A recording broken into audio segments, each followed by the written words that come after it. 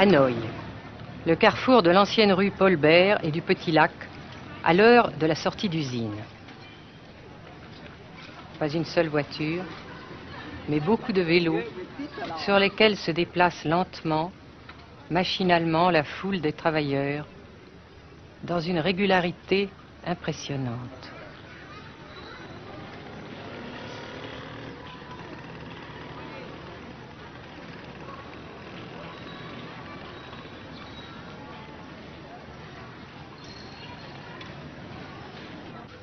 La sensation que ce pays est anormal ne nous a pas quittés au Nord-Vietnam. Anormal d'abord parce que toute vie individuelle a disparu au bénéfice d'un effort collectif extraordinaire. Dirigé d'une main de fer à l'intérieur d'un dispositif de sécurité draconien. Anormal ensuite parce que dans ce pays coupé en deux depuis 10 ans, un grand nombre de familles vivent le drame de la rupture qui alimente à sa façon la guerre du Sud. Est-ce que vous pensez, Monsieur le Président, qu'il y a une solution militaire à la guerre du Sud-Vietnam? Non. Parce que vous savez que le peuple Vietnam, c'est un. Et le pays du Vietnam, c'est un. Les Américains ont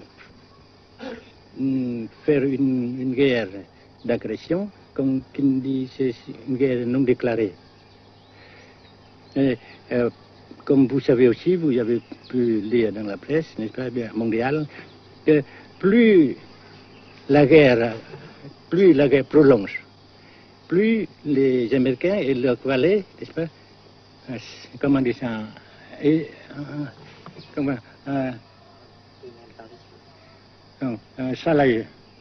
s'enliser, hein? Et plus ils supportent des échecs, comme vous savez récemment, n'est-ce pas? Par conséquent, la guerre ne peut pas durer éternellement. Et je suis très heureux que les politiciens haut placés français ont reconnu cela. Vous pensez que le général de Gaulle pourrait en quelque sorte, à un certain moment, arbitrer le conflit?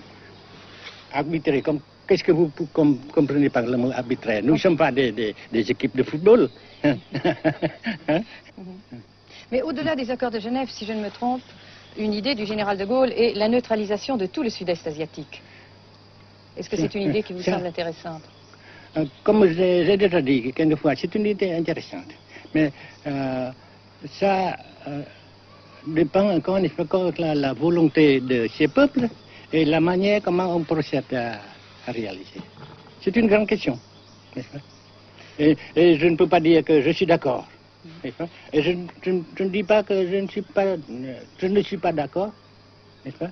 Mais parce que vous dites, par exemple, vous dites fleurs. Fleurs, il y a beaucoup de sortes de fleurs. Il y a des roses, il y a des blanches, des rouges, etc.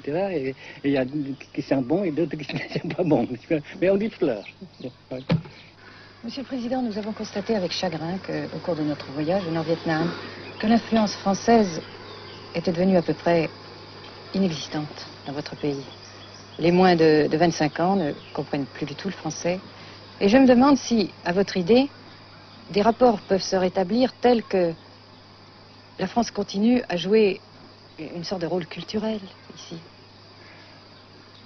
Avec la France, surtout, et avec tous les autres pays. Nous voulons avoir une coopération amicale, culturelle, économique, etc.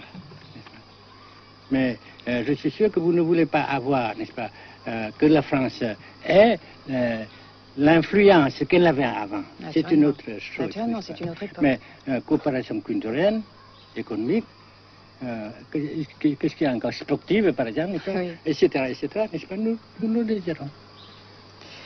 Si la guerre se cristallise au sud et se poursuit encore pendant quelques années, pensez-vous que l'avenir économique du Nord-Vietnam soit viable? Je suis sûr que c'est non seulement viable, mais ça progresse. Parce que vous avez vu vous-même, vous avez constaté vous-même qu'ici, nous travaillons beaucoup, notre peuple travaille beaucoup, avec abnégation, n'est-ce pas, et avec dévouement, avec enthousiasme.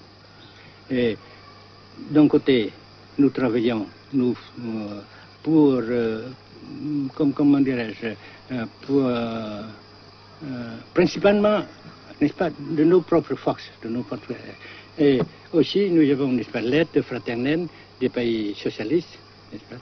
Alors, nous, jusqu'ici et après cela, n'est-ce pas, nous avons déjà réalisé des progrès. Pas très grand comme nous voulons, mais nous avons réalisé des progrès. Et dans l'avenir, nous progressons de même. Mais vous mentionnez là l'aide des pays socialistes. Est-ce que cette aide ne s'est pas trouvée légèrement compromise à la suite du conflit idéologique entre la Russie et la Chine? Non, parce que ces questions, n'est-ce pas, différences idéologiques entre nos différents partis frères, c'est nos affaires intérieures. Ça passera. Et l'unité, ça se fera. Mais l'aide fraternelle continue et continuera. Et c'est très précieux pour nous. Bien sûr. Mais certains ont l'impression chez nous, Monsieur le Président, que le Nord-Vietnam se trouve actuellement assez isolé, asphyxié même, et que politiquement, il pourra difficilement éviter de devenir une sorte de satellite de la Chine. Qu'est-ce qu'on peut répondre à cela? Jamais.